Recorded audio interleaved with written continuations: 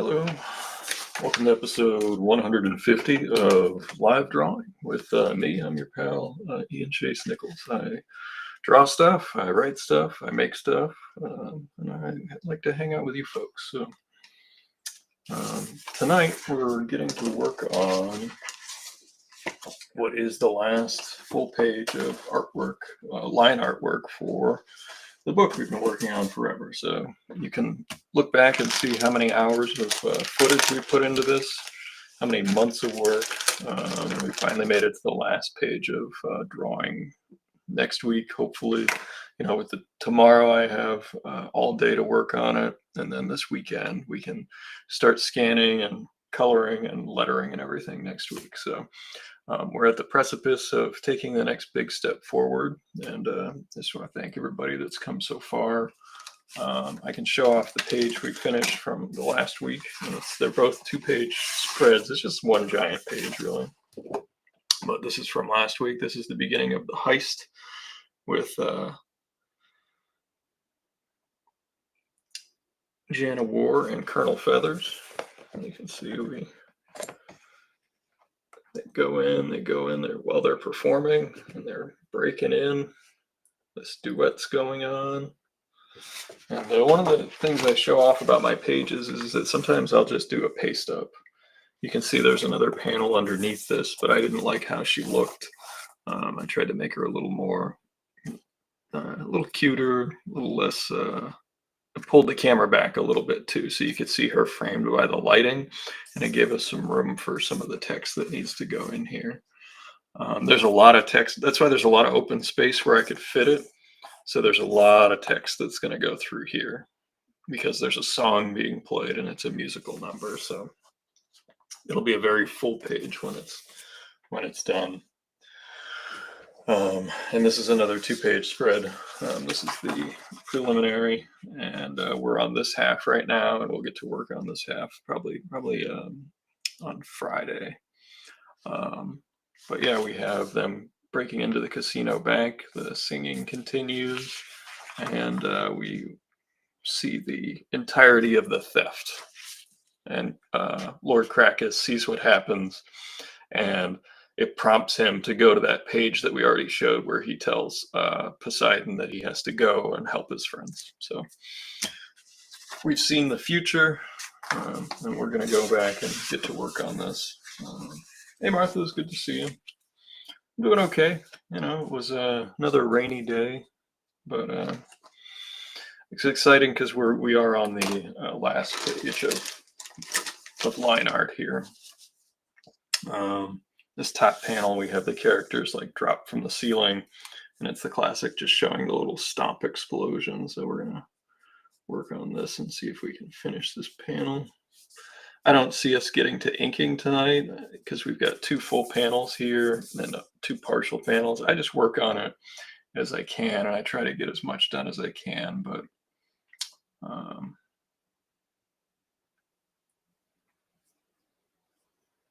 sometimes I get off track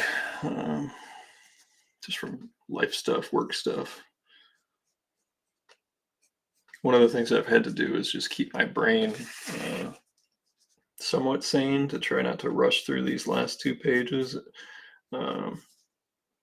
I've been making sure to go for my long runs. On the weekend, I'll go for 8 to 10 miles. At a clip for running. I'm not very fast, but I go out and I jog and I get exercise, and it really helps my mental health. It's one of the few things that forces me to completely unplug and not worry about 10 million things that I have to do on a daily basis, just like anybody else. But that's one of the ways I deal with my stress is I go for jogs.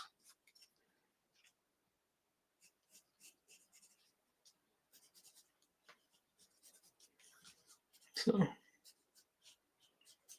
I don't know how all other artists deal with their stress, but jogging I've always done sports, and I've always been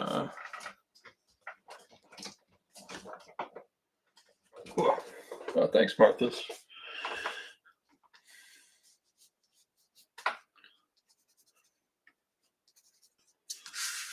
jogging has kind of become one of the last things I feel like I can do. And it's funny because I never liked running when I was younger, but when I got older, I just it's actually like right as I was getting out of college, I got into jogging. I used to run in the Nantucket 5K and the Ironman competition they used to do there. I used to jog the portion with my two friends. I didn't do the swimming, I didn't do the biking, but I would do the jogging on the beach portion because that was actually how I trained. So I would run on the beach in the soft sand. I do enjoy coming up with the background characters. It's somebody that might only exist in two panels, but it's like, you think about it in movie terms, like some of the great cameos or walk-on appearances.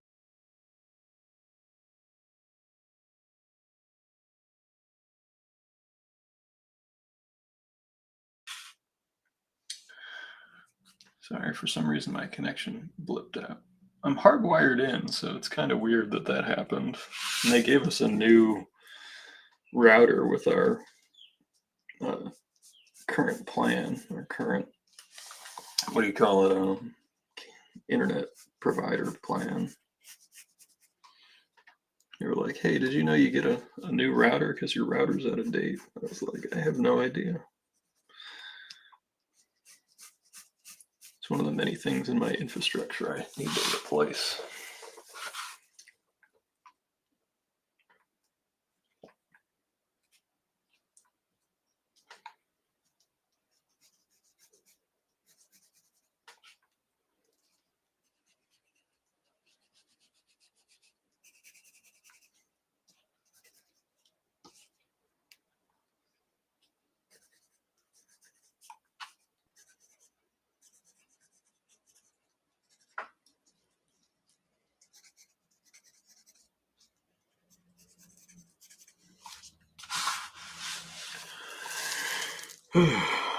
But it's Wednesday. We're halfway through the week. Sometimes it's tough to narrate while I'm drawing too, but I don't want to miss any questions or anything. It's going to be nice. My folks are coming to visit this coming weekend. Haven't seen them in a little bit. Got my Father's Day present for my dad sitting here. Yeah, how are you doing? Are you feeling better?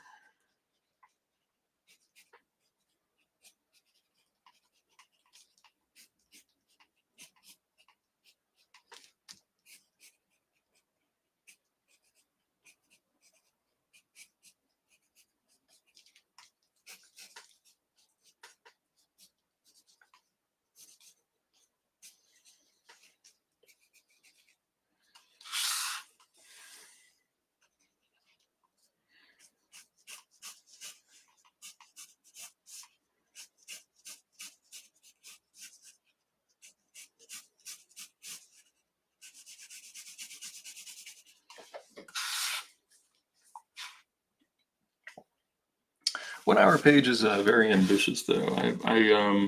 There was a point where I was experimenting with smaller pages, and it's something I'll be doing again after this project. Is I was able to pencil, ink, and letter a page in a day, and I think that would be good for cranking out some short stories after this is done and get some volume out there. Because I've got a ton of stories I want to write and do, but if I do them all at this pace, I will die before any of that has. Yeah, it has gotten warmer, I will say that. But I'm definitely glad that it's sunny out some days. In the wintertime, I get that seasonal depression that just crushes me.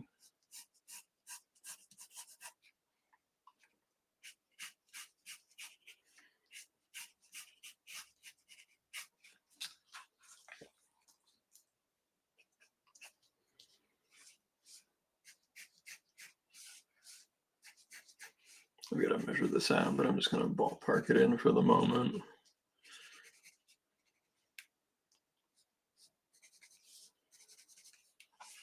The easiest way to show your grid is to have things. One of those little tricks is to uh, have like a tile floor or a wood floor where you see the different lines and how they point to your vanishing point. It's one of those easy ways to establish your perspective for the viewer, is to use parallel lines or grid lines.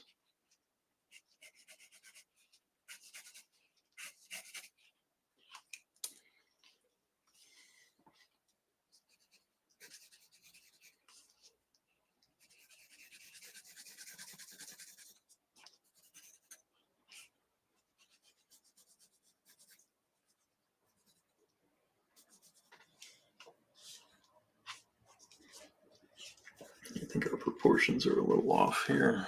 Gotta erase some. I actually think his foot would be further down.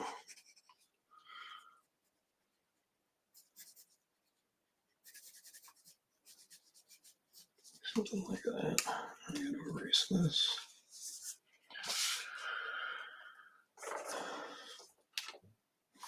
Yeah, I was trying to come up with a way where I could produce a page and still be happy with it. And I was able to pencil, ink, and letter. And then, like, the next day or like a week from then, I could tone with like ink wash, 5 pages in a day easily, without losing quality. So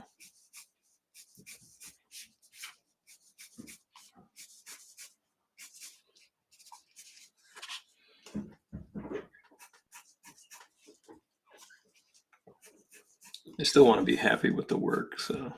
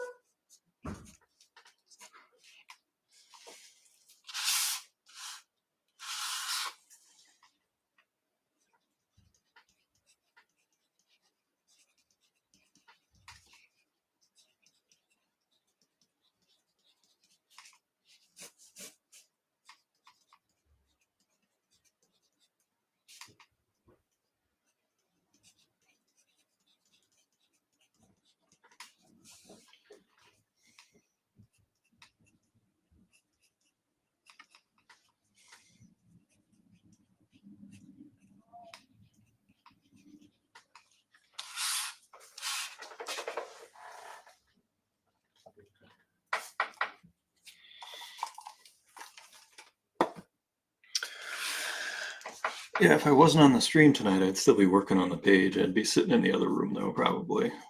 See if there's a baseball game or something on I can put in the background and just put my head down and focus on it. One of the things about Poseidon's casino is that I try to have, and it's the same thing with a lot of the worlds that I design. I try to have average looking people that exist. People of different body types and stuff. I think it just makes the world much more believable. And like I've always said, I want believability, not realism. So I guess we can bring the camera in a little bit. We had some issues with the focus before, so I'll try bringing it down some. Bring it this way a little bit.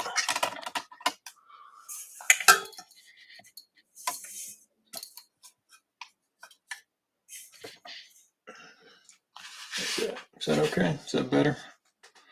It's probably better. But yeah, that's generally one of the ways which I like to work.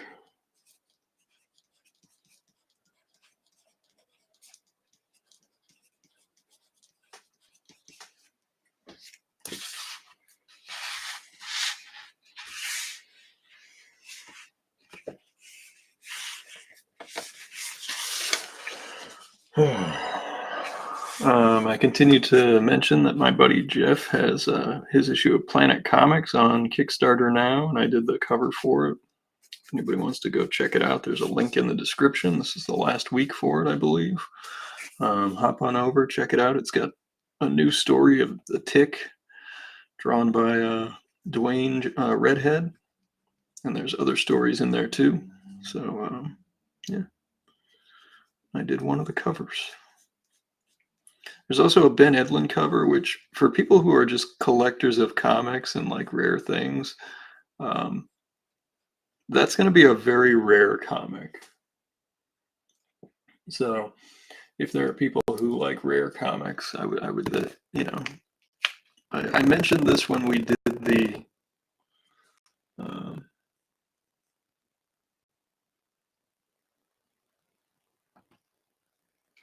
Usagi Yojimbo cover, which co-starred the Tick, and it's the only time they've ever been published together.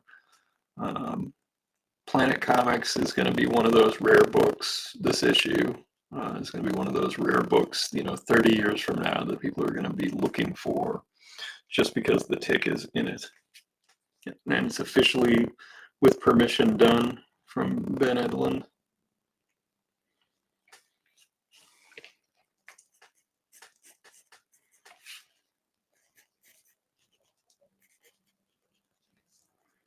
So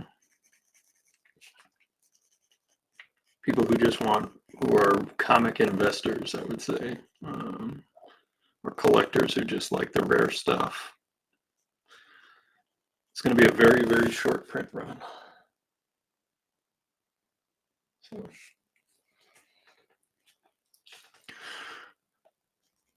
take my advice for what you will. As a guy who once worked at a comic book store, it's true, I was once someone who voluntarily went in and mostly worked for store credit, a little bit of money. Um,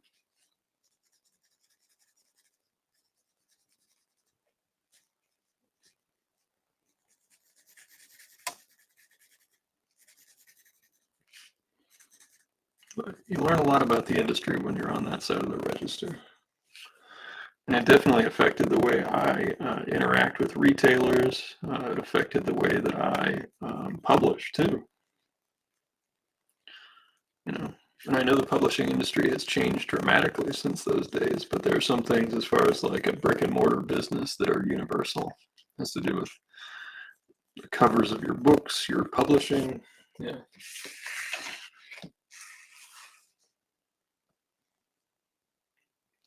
Providence RI Adventures.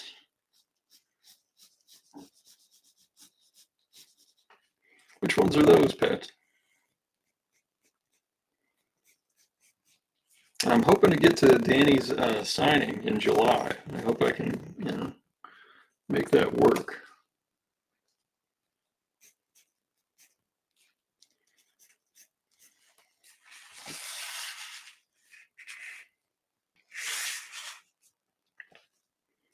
I do have some autobio stories I have written that have to do with living on the Cape and what that was like, and my family out there and things like that. I don't know if anybody will ever want to read them, but those are on the list of post Undersea hero to dos.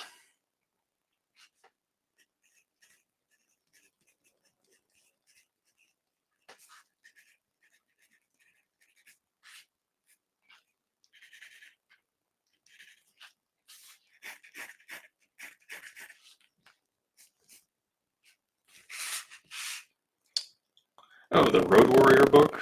Yeah. Unfortunately, the rights to that all belong to Altered Reality Entertainment, and I can promise you they would never give them up. The folks that run the convention, and they're going to continue to do whatever they want to do with them. And so far, that hasn't been very much.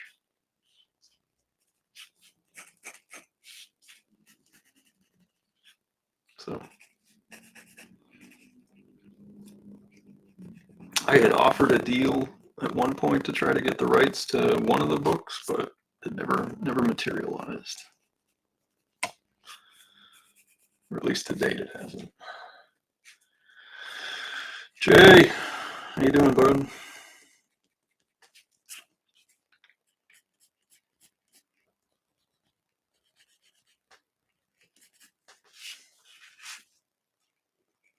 Had to get another panel of Colonel Feathers, the penguin, with his cutting laser.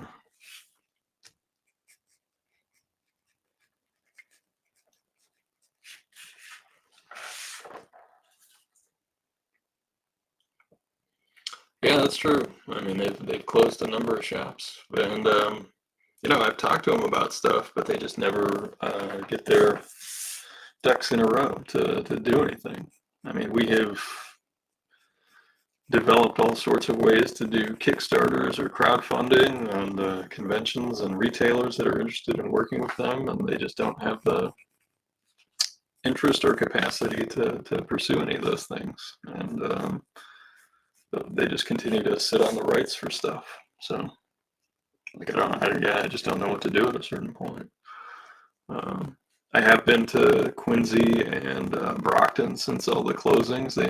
Quincy actually has added stuff. Last time I was there, Tom had just bought a really nice collection. So if you're looking to collect some old comics, I would say pop in, because Tom always gets, he always gets good stuff, but like this one had good vintage. It had some quality to it. There were some really like well taken care of.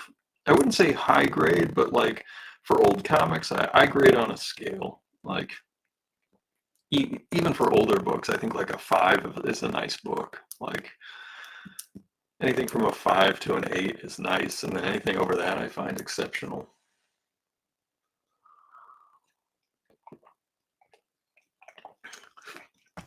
Audio's doing that weird thing. I can try to go out the stream and come back. That's my one trick to try to fix that. Hang tight, I'll give it a shot.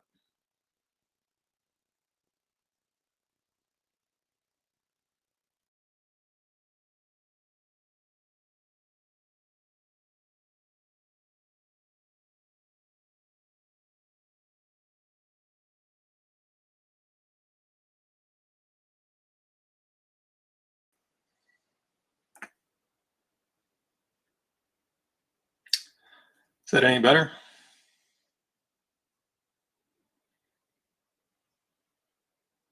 Maybe.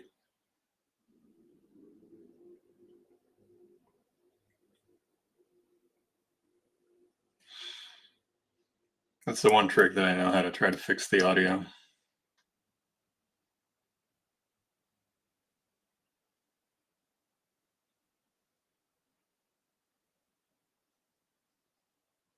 Okay, cool.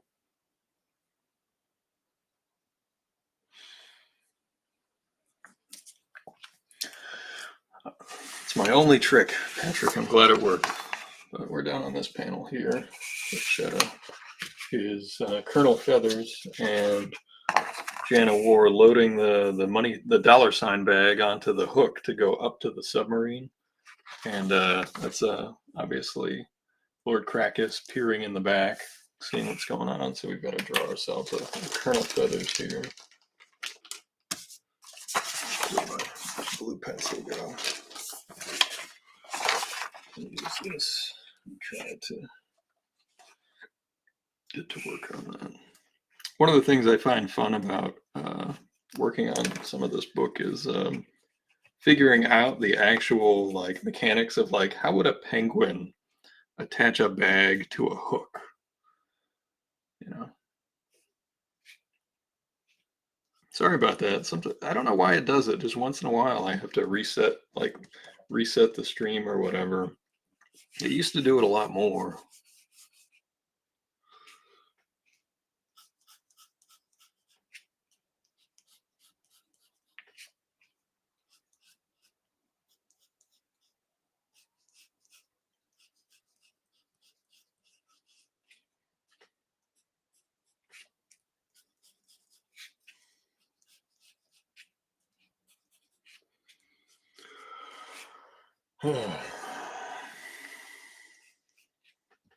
Yeah.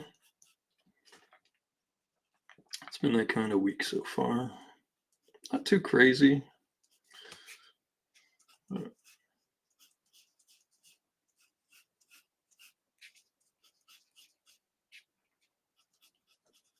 Got a non-discretionary raise on some of my work, which is great.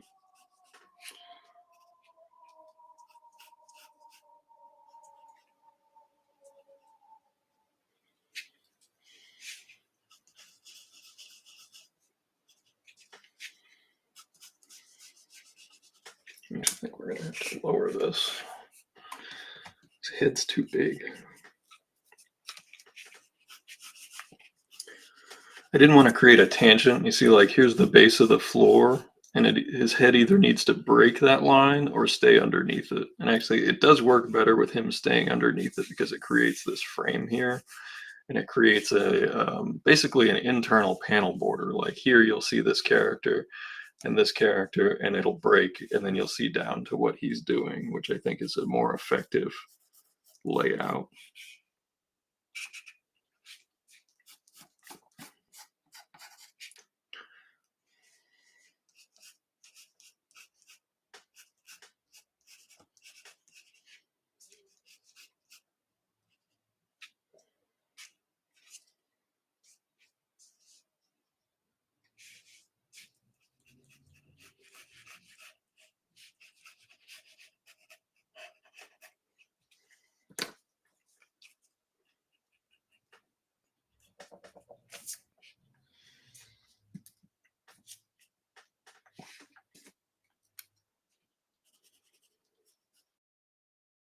As we find out through the course of this first story, Jan and Colonel Feathers actually like seem to want to like try to achieve criminal success on some level. They're not always successful, but like they make the attempt. Whereas I would say the correlator just has no ability to look at the bigger picture. Like he's so focused on these um,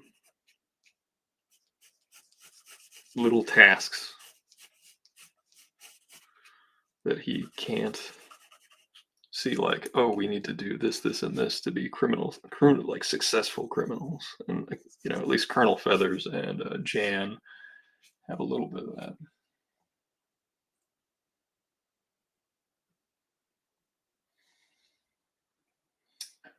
Looks like fried when I remove the gray tones. For lettering by hand, I always suggest when people are starting out is that, especially if you have the ability to type out the words in just like a regular font on a separate layer, and then change the opacity to like say about 30% so you can see through it, and then by hand write the text on top of it if you're doing it digitally. Like that was how I started to learn how to letter, was doing that and using a grid. Like I don't know if there's a grid feature to the software. I know you don't use Photoshop, so like I don't know if there's a feature where you can just have a grid pop up, and that'll at least give you some reference for lines for your lettering to stay consistent.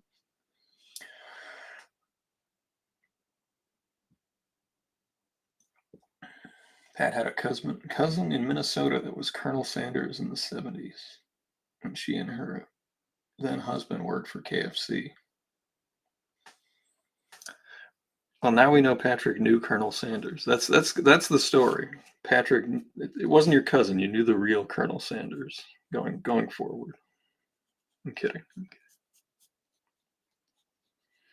When I was a kid, we would occasionally have Kentucky Fried Chicken, but I honestly have not had it since I've been an adult.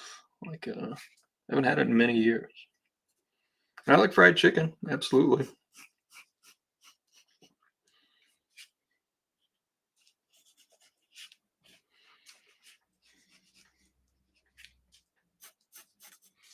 But have not had KFC.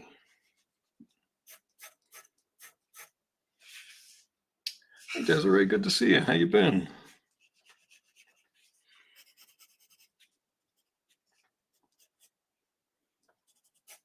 How are things in Desiree's neck of the woods?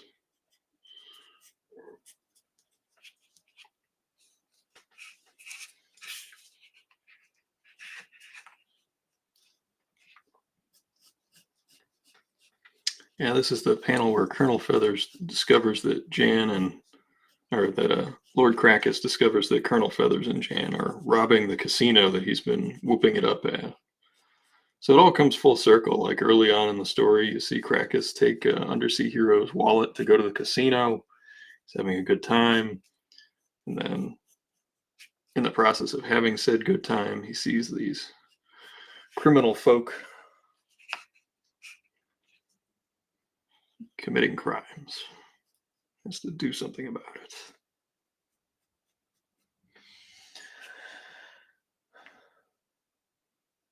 I hear that. Yeah, I hear that.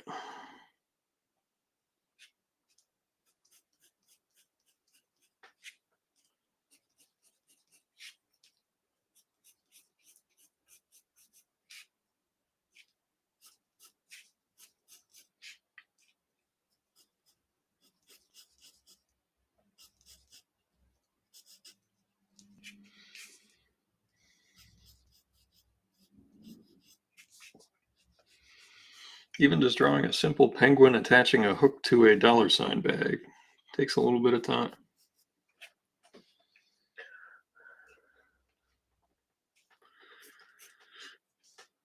Colonel Feathers is probably the best tactical uh, person of the group of the antagonists, shall we say?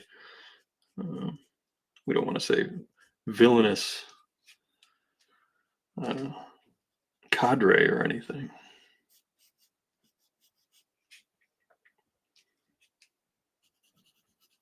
So you gotta have like the little bend in uh, the little wing, so it looks like he's touching the hook. Darken that. And we bring the little cross across.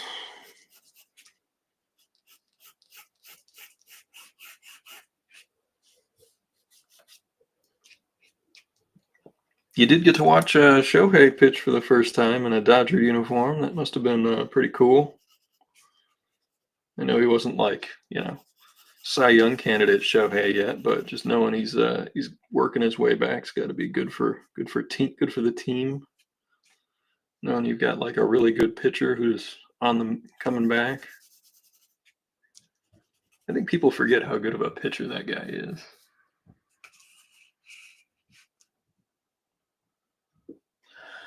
Martha's, I tried to block out the speech balloons first, then fill them. Maybe I could do a smaller number of PX pens so they're more white space uh, in the middle of the letters. I think an important thing to do when doing hand lettering for comic book is to also look at other hand lettered comic books. Um, Obviously, like Will Eisner's stuff from back in the day was lettered not just by him but by his studio mates as well. But it's beautifully done. Charles Vess was an exceptional one, but like even just really simple stuff like the stuff that Artie Simek used to do in the Silver Age Marvel stuff.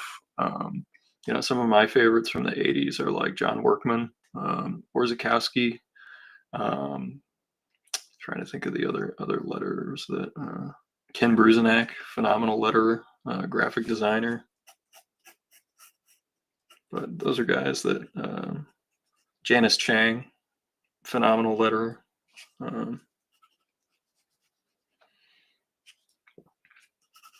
Just look at the way they hand lettered. Like they all had different styles, but they followed certain rules about kerning and letting and spacing and stuff. And once you learn those, or like Alex Toth's handwriting that he would just write a letter with was all caps, and that's kind of how I decided to start lettering my own stuff. Was I started trying to write, like I worked on my own handwriting for a little while, and then I translated that over to doing comic lettering. So it was cool. Like, how do you not root for seeing that sort of stuff like that you'd never see in baseball anymore? A guy who can hit 40 home runs and maybe win a Cy Young award, in the same season. It's truly just exciting baseball. Um, the Panthers won the Stanley Cup, which boo Florida, but I got to be happy for our guy Brad Marchand, who got his second cup. And I believe he's now a Hall of Famer.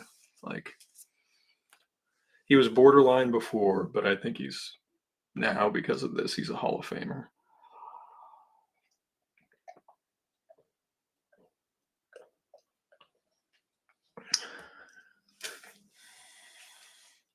Yeah, there's a I'll see Martha's if I can find the Joe Kubert lettering guide of how to use an. You don't need to worry if you're doing it digitally. You don't got to worry about an Ames guide, but if you're doing it traditionally, maybe that's a way to go. Like an Ames guide is something you can get on eBay for a few dollars, and that's just like the classic lettering tool where it'll help you draw your three lines. I can show you real quick what I use too sometimes. Let me just grab my ruler.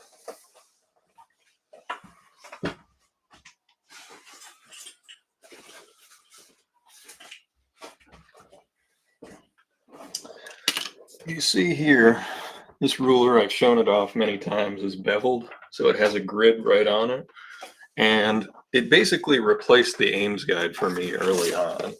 So I was able to, and I'll just do this real quick and do like a quick lettering thing.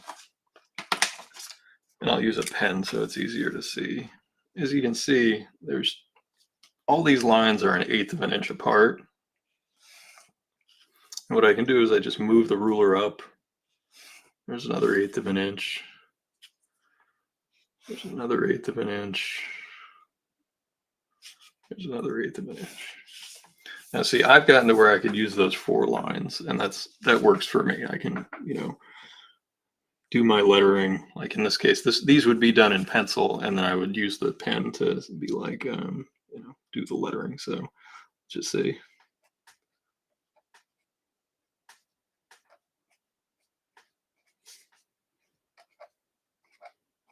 Baseball is good! Exclamation mark. And you can see I didn't quite touch either line. So when I erase the lines, there's going to be that little bit of space there. I've just gotten to where I've done so much lettering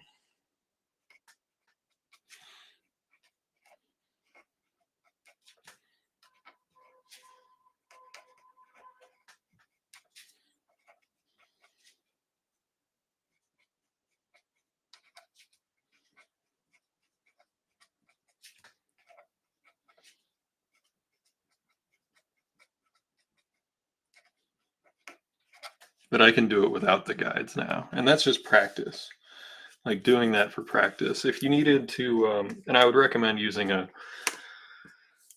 if you're doing it at 11 by 17 or 10 by 15, you use a thicker pen, like even one of these works fine, these little flare pens. But if I'm going to do the Ames guide, you have to add just a tiny little gap in between your lines. So what you'll do is you go like that, little line, just move it a tiny bit, another 1/8. And you can see those in between each one, there's another line. So see these spaces here? These are your little spaces between your lines of text. So if it was like, you know,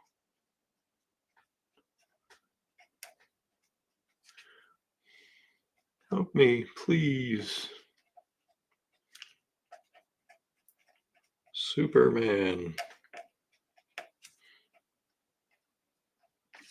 And then when you go back in and you see you have that spacing there, you can then erase the pencil lines, and then your space between your lines is good. That's a quick little lettering tutorial for hand lettering. I mean, for sound effects, you do have to learn some and you kind of have to have like a confident line when you're lettering. Like if you're lettering tentative, it doesn't look as good.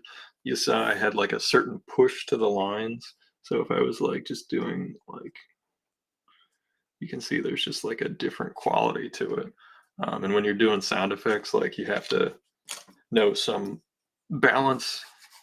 There's an art to it. And I think John Workman did some really amazing ones. And like I said, I think Ken Bruzenak. So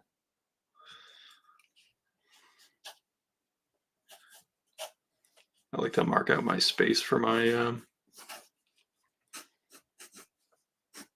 sound effects. Like if I was in a panel and that's kind of like the space I want it to fill. And it depends. Like sometimes I'll add like serifs.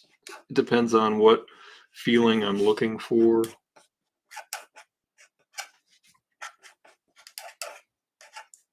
I'll stagger the letters if I want to get a certain feeling. Sometimes I'll use a ruler, sometimes I won't. Yeah. So it takes practice. It really does. It's just like anything else.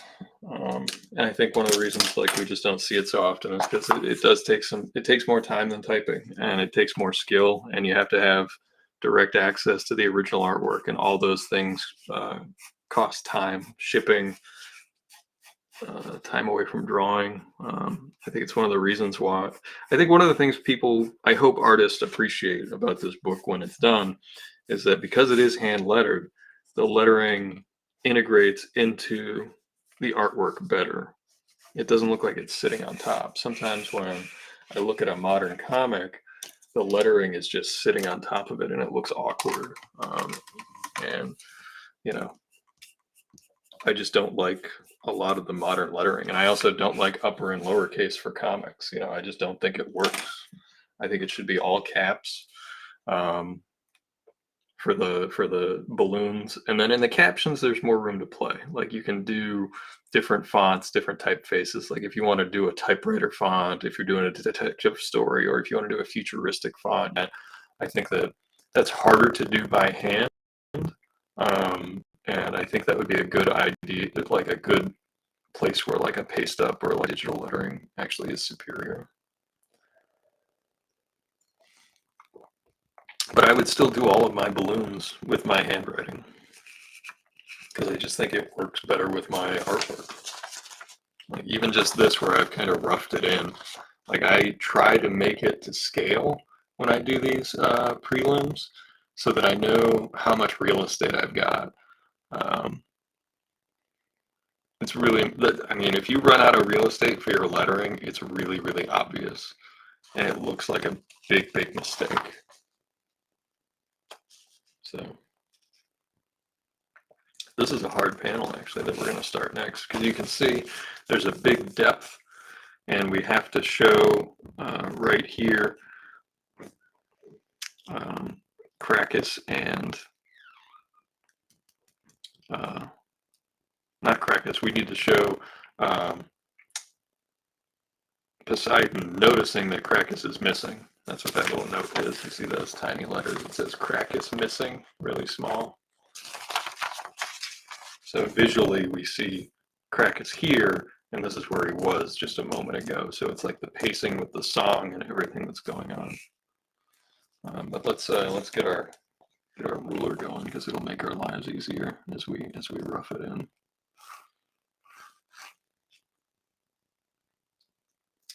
This is the back. I would say that our vanishing point is going to be like right about here. So let's rough in just some lines so that it'll help us for reference.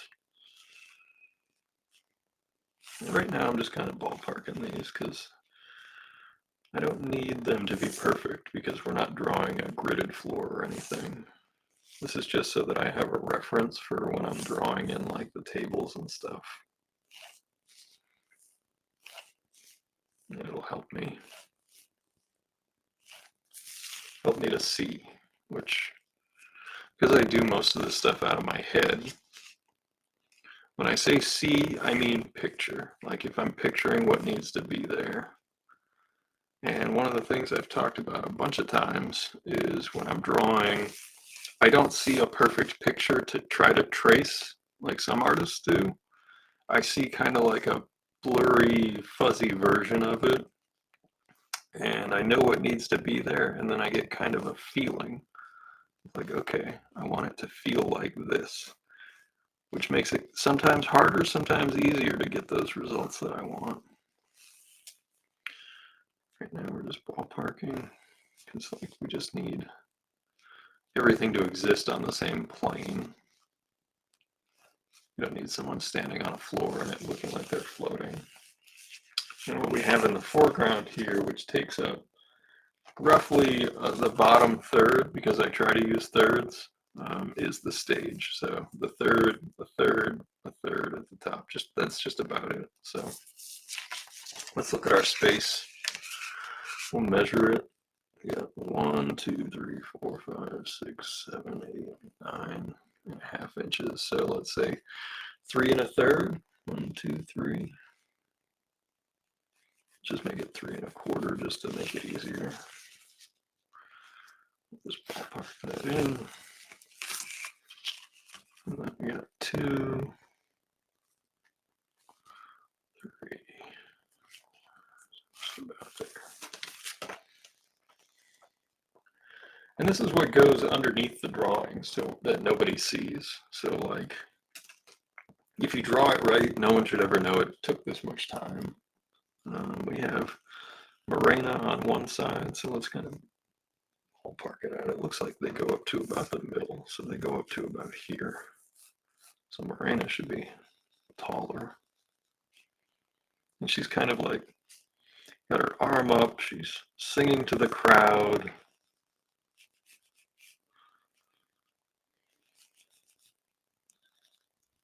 It's a full-length shot. We want the full figure. She's not super tall. I'd say she's probably like 5'7", so we don't want to make her legs like ginormously long. She's kind of like an average height person. Jana War's tall. She's like 6'2".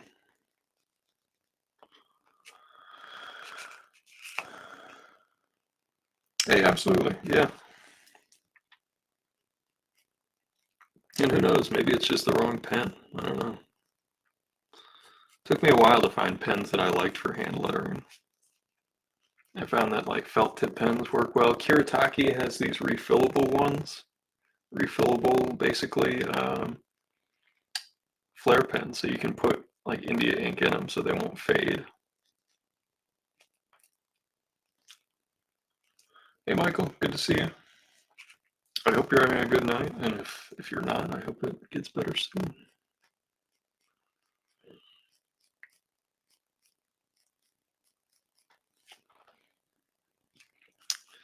We've been through a long journey together to get to this last page of line art. I'm actually wondering if you guys are interested in, what I can do when we get there is I can share the screen if you want me to do the coloring or the lettering on a stream.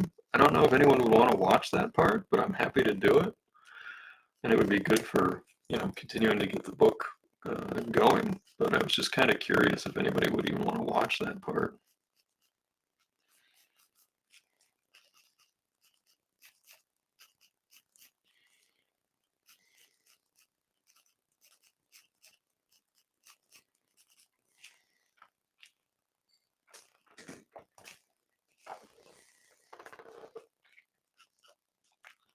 Coloring could be interesting, I just didn't know if like any of the production stuff would be interesting. Jonathan, saw the pictures you were posting, they're looking cool, of like the R2s and stuff. Flexing the photography muscles. I actually almost bought a mint in box toy the other day. I almost did. It was the one. There's one old school X-Men toy that was the one that I did not get as a kid, and I would get it mint in box and just have that on the shelf. Might get one of those cases to put them in. It would not translate into a giant collection. It's really just one figure, 2 at the most. Because I did have like those X-Men, those Toy Biz X-Men figures when I was a kid. And I had like the old school ones, like the Ghostbusters and stuff, but like that was kind of the end of my toy run was with the Toy Biz X-Men around, 94, 95, 96. I was like 10, 11.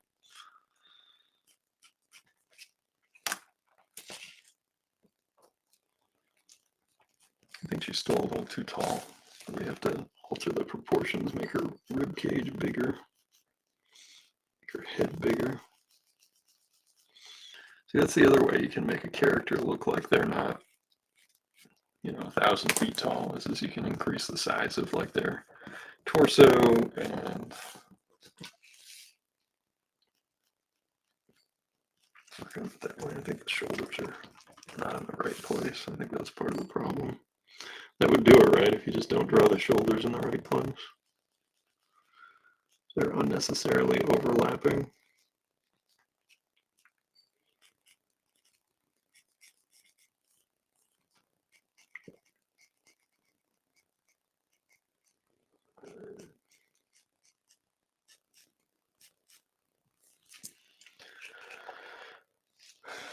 AB Toys, yeah, that was a place in the mall, right near the Walden Books, or yeah, so many of the '90s mall culture things that I remember.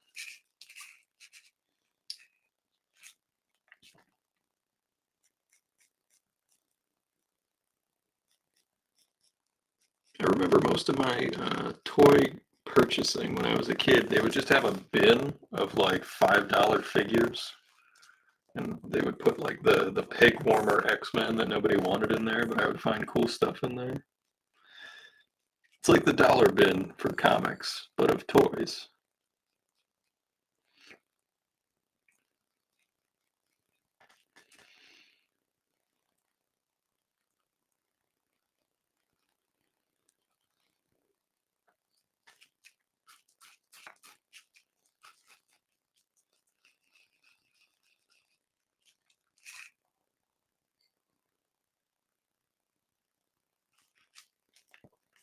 You know, it's funny, I probably didn't even need to draw her legs because they're going to be covered by her big flowy dress. She has like this big long flowy dress. But it's just to help me get the proportions right so that she doesn't look too tall. It helps me to get that's much better, that proportion right there.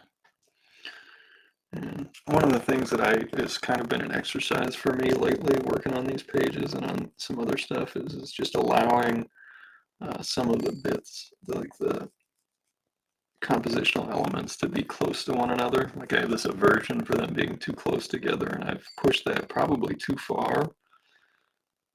So gotta allow there to be sort of a closeness, like where this hand is to this shoulder, like is more natural than if she was holding the microphone way out here.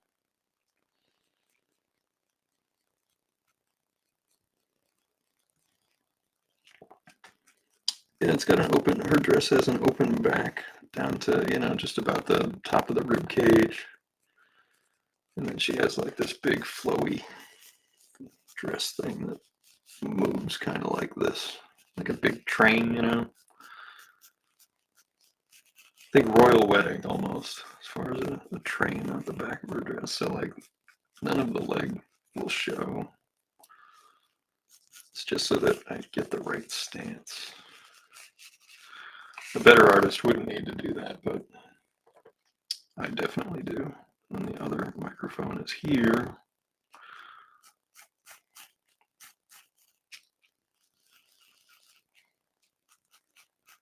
And then here's our moray eel. Actually, I had that too high up.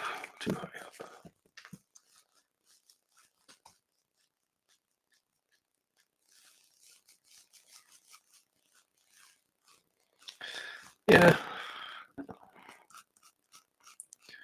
There's a vintage toy store here in New Bedford, actually. I stumbled upon it just Christmas shopping at one point. They had a few comic books, but it was 99.9% toys, and the comics they had were basically, it looked like one of those where the owner was a reader and he just sold stuff he didn't want. And it was mostly new stuff. So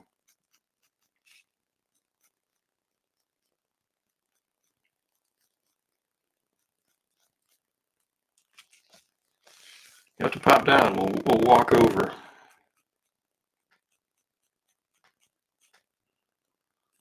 Look at this little.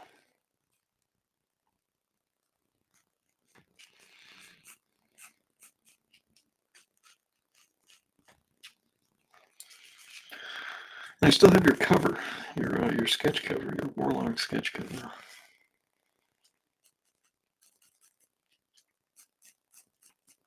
Gotta hand that off.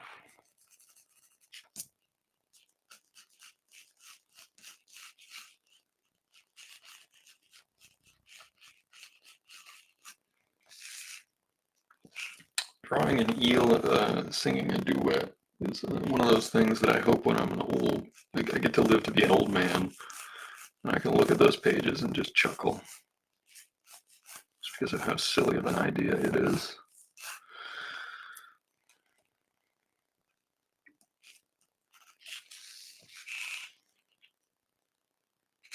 Now, if you look at the design here, I had hoped to basically make this to where you just see like a few lights shining on them, because like throughout the previous page, you saw, I didn't want it centered, you saw a whole bunch of different spotlights casting different lights on the show going on.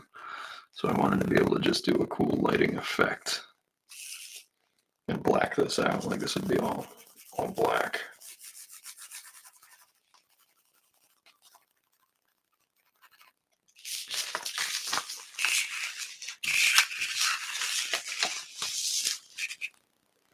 We've got we've got 3 rows of tables that we have to fit in, and they have to fit into scale. So we will, one of them starts right above her head. Ballpark that.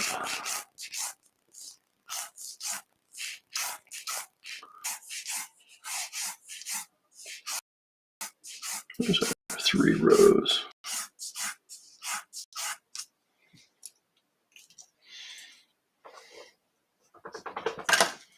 I don't even know what time it is. It's already 9 o'clock. Wow. We're moving right along. How about that? How about that?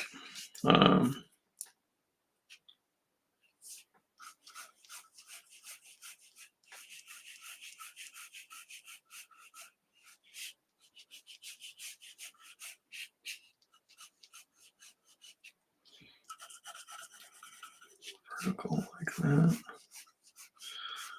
There's the back of the booth. If you ever look at like old casinos, their booths had a specific look to them, and I tried to recreate that here.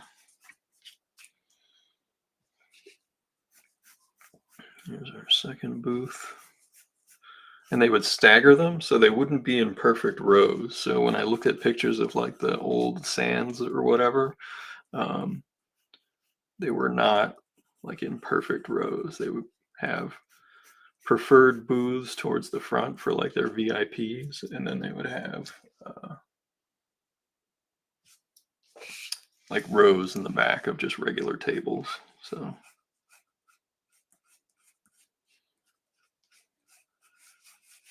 and when I ink these, I'll use a template so that the ovals look more okay. But one of the tricks that I could tell you that makes it easier to kind of fudge that is to have a more ruffled, here I'll just draw it in right here, tablecloth. So that's one of the little hacks or whatever that you can use to throw the viewer off a little bit for an uneven table. And you can have little bits of stuff there, and then you can have like a centerpiece, you know, if you wanted to have, you know, I think we should have a centerpiece, especially for the VIPs, like that. And it helps you sort of hide if there's any imperfections in the size of the table or whatever, because you can always say that there's a wrinkle in the tablecloth. That's a perfectly reasonable explanation for there to be a variance, you know, in shape a little bit. It's one of those little hacks you can take and do with as you please. You have another one here.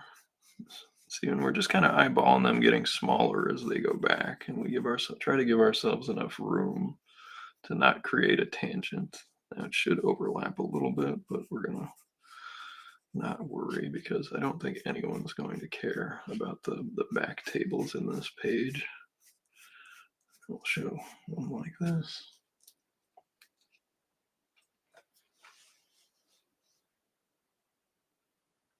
All right, well then maybe if we do we'll show off how I do the flats for my comics on one of the streams, and that's a relatively simple thing to show you. I've actually trained people with no artistic background, so since you can draw, you should be killer at it. We'll try to show you some of those easy tricks that I've learned over the years. And one of the people that taught me was Nate Lovett, and he's just an incredible colorist and artist, and supremely nice guy. And he's always supported helping me with like even the most pointless of coloring questions. He was the guy who taught me how to digitally color, really. And I didn't always listen. Like that doesn't mean I was always the best student, but I think we'll lower that to here. We can darken that in. And then what we need to do is just drop some people in. Like right here, we do have to have our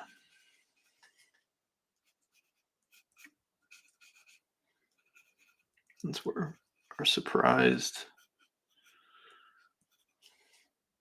Poseidon will be with one of his companions. And then we'll have, a couple more people over here that are drawn just a little smaller. A couple of people here. Maybe we'll have 3 people at this booth. That would be cool. This booth, I think we'll have 2 people. And this booth will have 3 people. Same thing over here.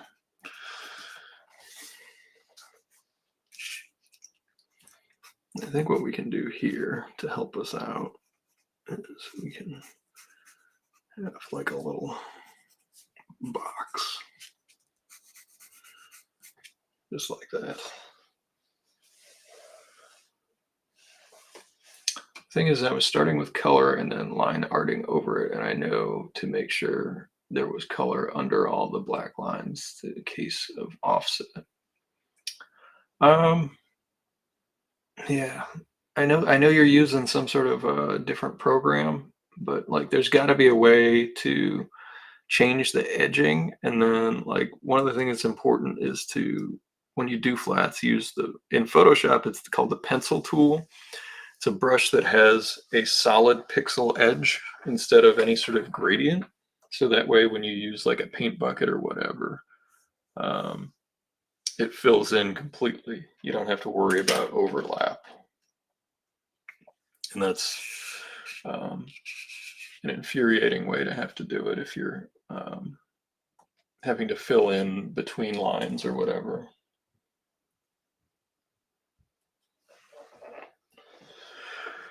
Yeah, I'm sure that's just really frustrating.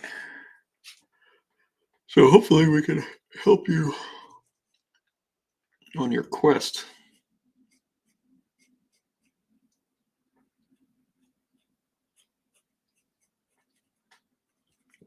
One of the things I think I do pretty well is use hands for acting, and I credit that to like my folks.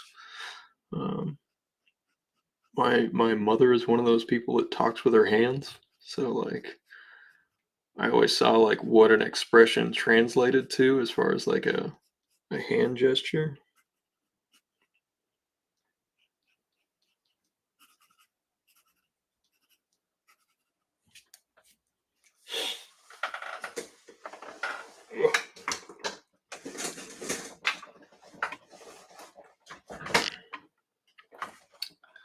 I wish my chair lined up better with what we were working on, but it does not.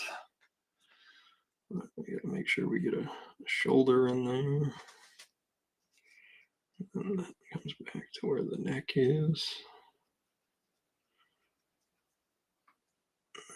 That comes forward. There's her shoulder blades.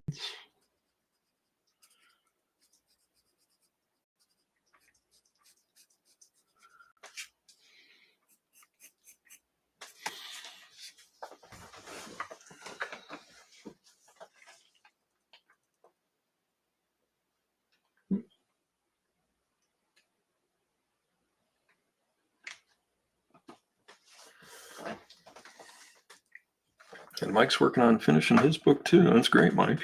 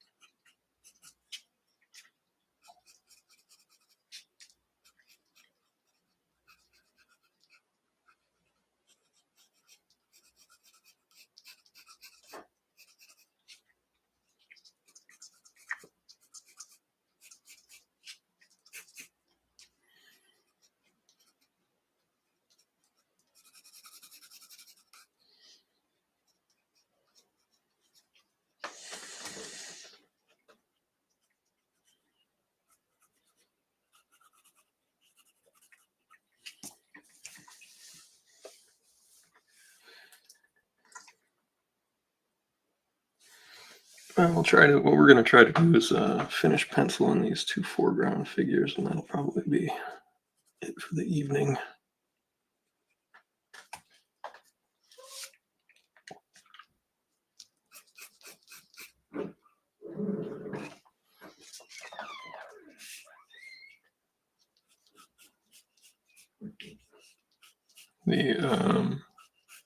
Oh, I did forget one thing. Yeah, there were like little lights around the edge of the stage originally, so we'll probably have to draw those in. If you ever think about like the old Muppets stage, that's generally the stage that pops into my head for any sort of performance, and then I like add stuff to it. But they generally all start off as the Muppet stage. Same thing with backstage with the little stairs. That's generally how I picture all backstage. Desiree, for this, as I mentioned, we're going to be doing I'll be lettering next while I have a group of folks helping me put the flats on it. And I'll also be, because when the lettering's done, then if you remember from the Kickstarter campaign, there was like an ash can version, and that'll basically finish that. And then after that, I'll do whatever flatting is remaining, and then I'll get the coloring, and then those are the next steps. But I do have help, so that's good. So that'll go hopefully much quicker. Not hopefully, it will, because it's just a quicker process. I can flat pages quite quickly when that's all I'm doing. But if I can get the other stuff done while some other people do some flatting for me, that'll be great. One of the stretch goals was paying my buddy Jesse to do some of the flatting, so he's a professional, so he'll crank some out.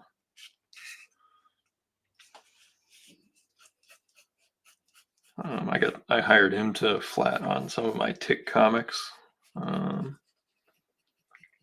Even the most recent one, that Baltimore Comic Con special, like just because we had so much going on, I was like, Jesse, do you have time in your schedule to flat some of these pages? And he does flatting for other people, and he does his own art. He's got a cover for the new Jay and Silent Bob Meet Archie book. The Search for More Money, I think is what it's called.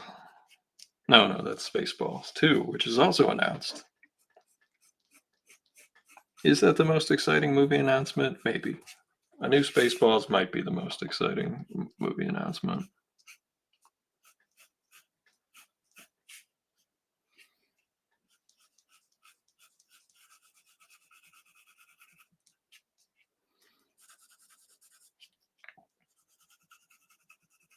Here I'm using the stage to create another, like we talked about over here, panel border within the panel. So break it up, and you'll see that she's breaking that, and it's going to create this layered effect as the illustration comes together.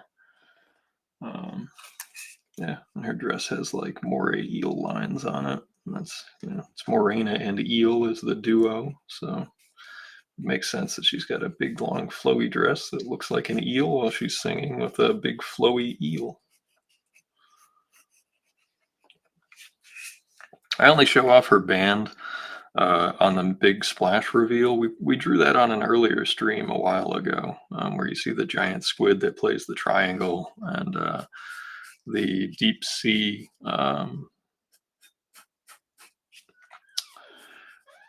what do you call it, cephalopod that does the isopod, excuse me, deep sea isopod that plays the drums. We got all kinds of cool stuff going on for that. And that just harkens back to my love of the ridiculous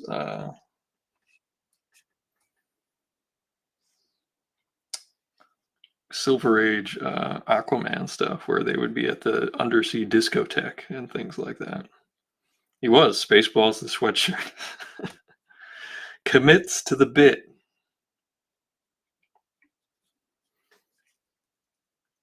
Spaceballs the flamethrower. Spaceballs the doll. I saw that movie as a kid, and I just laughed my head off. It was I think it was the first Mel Brooks movie I saw. It was either that or Young Frankenstein because my parents knew that I liked Gene Wilder as a performer as a kid.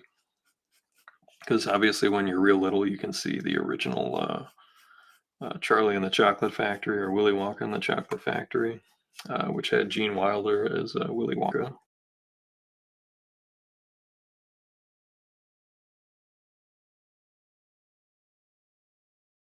It was one of those ones that was universally just like, oh, there's kids over, they can watch Willy Wonka.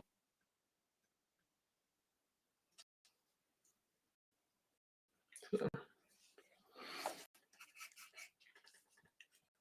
but we're doing well. So being able to finish the Ashcan edition that's lettered, and then I'll send it to some pals of mine to help me go over and make sure there's no spelling mistakes, that kind of stuff. Maybe I'll recruit you for that, Desiree. You can be one of the proofers for making sure I don't make too many mistakes from a text standpoint.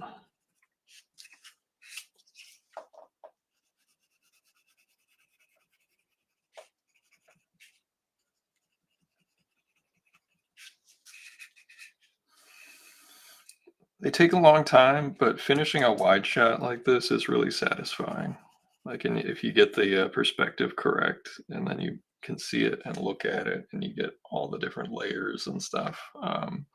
This is kind of the kind of shot that is the culmination of technique, study, perspective. Like, it all comes together on a shot like this. And I'm not joking when I say that people are going to look at this panel for like a half a second because they're going to want to get to like, oh, what happens next with the heist?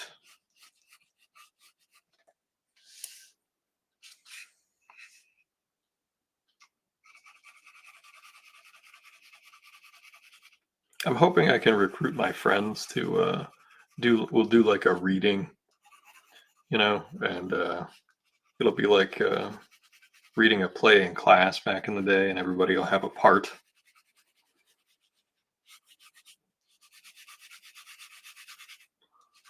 That would be fun.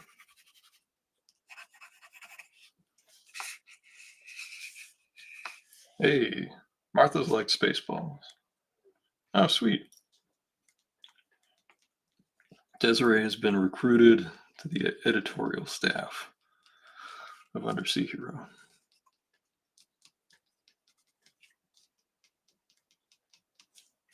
I don't know if we did a reading. Would you want to play?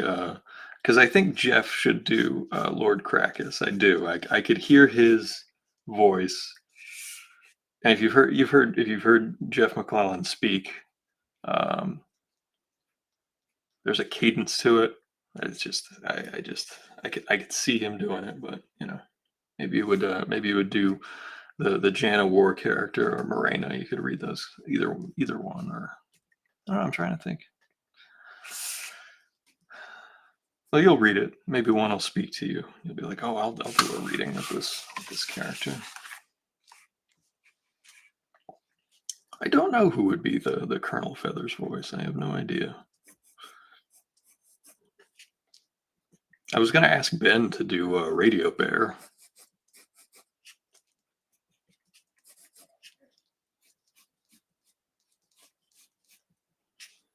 But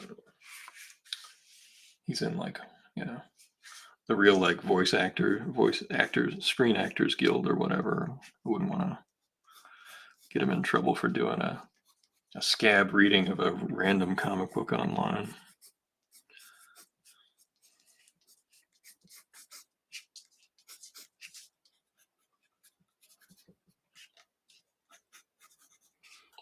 But I always, he did do the voice of the Perfect Man in Venture Brothers, so you never know. Well, I think we did pretty well tonight. We finished off the layout pencils for the first panel where Jan and Colonel Feathers show up to rob Poseidon's purse, the bank at the casino. And then we have Morena singing her song, and we got Colonel Feathers with the cutting laser saying, "You better put the money in the bag." And of course they put the money in the bag. And, I haven't even really started the other half of this 2-page spread. which that's just a spread, so but you'll see. I think we showed the layout pretty well early on.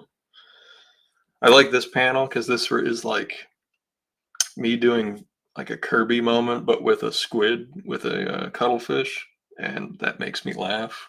Um, and then them's Colonel Feathers and Jana War sneaking away with their money. And what makes Krakus break from the show is that one of the coins bounces down the hallway and he hears the plang plang of the coin.